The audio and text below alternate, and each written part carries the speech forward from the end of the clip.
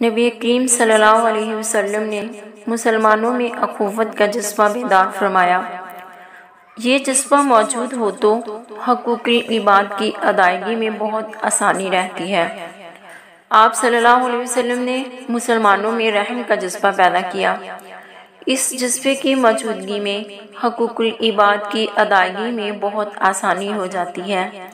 سیدنا جریر بن عبداللہ رضی اللہ عنہ بیان کرتے ہیں، نبی کریم صلی اللہ علیہ وسلم نے فرمایا، لا یرحم اللہ من لا یرحم الناس، اللہ تعالیٰ اس شخص پر رحم نہیں کرتا جو انسانوں پر رحم نہیں کرتے۔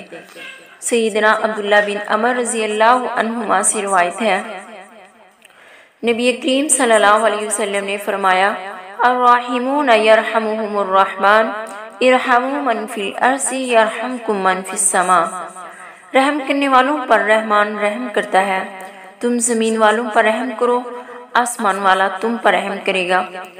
اخوت کی طرح مساوات بھی حقوق العباد میں شامل ہے۔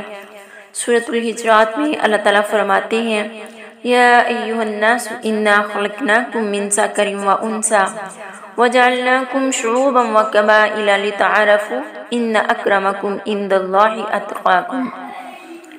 اے لوگو، تم سب کو اللہ تعالیٰ نے ایک مرد اور ایک عورت سے پیدا فرمایا اور تمہیں خاندان قبیلہ اس لیے بنا دیا کہ ایک دوسرے کو پہچان سکو۔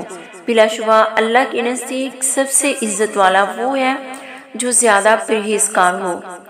مطلب یہ کہ کسی کو کسی پر فضیلت نہیں، فضیلت اگر ہے تو تقویٰ کی بنیاد پر ہے۔